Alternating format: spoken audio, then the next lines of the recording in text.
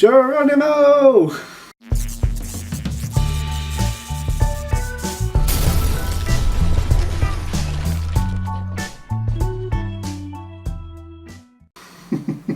I am so terribly sorry. A friend pointed out that I apparently look a little bit like Matt Smith in this get-up. I don't really think so.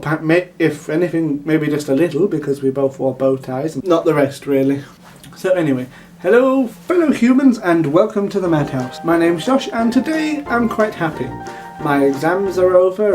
I hope I did quite well. I actually finished them, which is always a bonus. And now I have several weeks to spend however I want until I have to go home. Quite looking forward to these because I'll be stuck in a tiny little village for 3 months. So having said that, I thought I'd celebrate like the party animal I so obviously am by filming a Top 5 Wednesday video.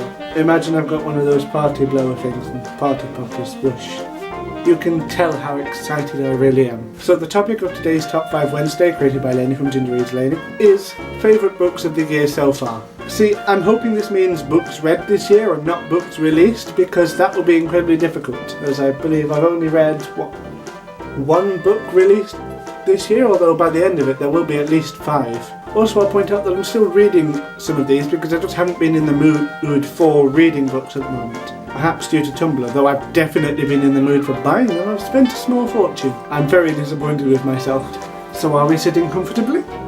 Then I'll begin. Number 5 is 84 Charing Cross Road by Helen Hanff, or Helena Hanff is how I want to say it, but I don't believe she was German, an American living in New York. An excellent book and an excellent film. It's a true story. Well, for the most part it's actually an epistolary, that's a story told through letters. Except until the end, when it appears to be some sort of diary entry. I wouldn't know because I haven't got to the end yet. It's a wonderful book and it's a pure joy to read. To read from the summary on the blurb, this book is the very simple story of the love affair between Miss Helen Hanff of New York and Messrs Marks & Co., sellers of rare and second-hand books at 84 Charing Cross Road, London. It is unmitigated delight from cover to cover. And while I haven't got to the back cover yet, I would agree thus far. It makes me mourn for the fact that we simply don't write enough letters nowadays. Letter writing is such an underappreciated dying art and I don't like that. But I don't write letters myself either, so I really shouldn't complain. Number 4 then is All I Know Now by Carrie Hook Fletcher. If you've been watching my videos for a while, you'll know that I'm a big fan. It's just such a cheerful read and it's full of great advice on, well, practically everything really. And such a lovely personality shines through. I'm a big fan of Carrie's YouTube channel, and while I don't know her in person, it feels like she's standing there talking to you. It's just so well written. I don't tend to read non-fiction, but this made me glad I did. I'm quite looking forward to when Carrie actually writes her first fiction book, as she's wanted to do for a long time. Number 3 then is A Darker Shade of Magic by V.E. Schwab, or Schwab. I still don't know how to say it, and I've been saying it for months now. It's a deliciously dark novel. It's full of magic and mystery and intrigue, and a wonderful world that really steals the show. Don't get me wrong, the characterisation and the magic system is brilliant, but all of those alternative Londons are fantastic.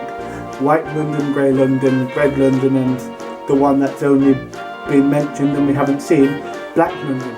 They all seem so alive. Well, actually no, White London seems like a rotting corpse and Black is supposed to be dead, but each one feels so real and there's so much effort gone into this. You have to read it. Go on. Go buy a copy, now. Number 2, your sexual organs to sprout wings and fly away from your body. It's a quote from in Terry Pratchett's Small Gods, so Small Gods is the answer for that one. It's not a book that I read for the first time this year, and I certainly hope it won't be the last time, because it is my favourite book of all time. It's funny and philosophical, and has some really valid points about the nature of life and of religion and human nature, as all of Pratchett's novels do, especially the human nature part. It's definitely worth a shot. I'll be doing a proper review of that at some point in the near future. Number 1, a handbag. I really need to put my effort into this. A handbag? My god, that was terrible. It is of course Oscar Wilde's The Importance of Being Earnest. Whenever I try to read something that Wilde has written, all I get from it is this enormous sense that Wilde is standing there and just going, no, no, no, no, no, look at me, I can do things with words that none of you could possibly ever imagine. Which is true, he was truly brilliant, but I can't stand it. So instead, I listened to this on audiobook. I had to do it for an essay I was writing, and I had to know the text. So I did manage to read it while listening to the audiobook, and it was so much better because perhaps I just needed the voices to figure out when the characters were being sincere and serious and cordial. Either way, it is hilarious and you really should give it a go. Anyway, that'll do for now because I have been out for most of the evening and I'm quite tired. Good evening though, went to see a friend in a play. Very funny, was expecting him to be dressed the whole time though. But anyway, I have to go now because I've spent most of the evening out, so I'm kind of knackered. Wonderful word, that, knackered. Almost as good as spifflicate. If you know what spifflicate means without using the dictionary, well done you, brownie points. I keep saying brownie points actually. Brownie points are good. I wonder why they never did rainbow points or girl guide points. Why brownie? I'll have to research that now. Anyway, never mind. I'm rambling and I'm sure you've had enough of me for now. So, thank you for watching. Please click like and leave your comments below telling me what you thought about the video and what your answers to the questions would be. And you can share this if you want. You don't have to because people will probably be quite surprised by me going handbag in that voice. As always, have a nice day and goodbye. Whoops, wrong button. Let's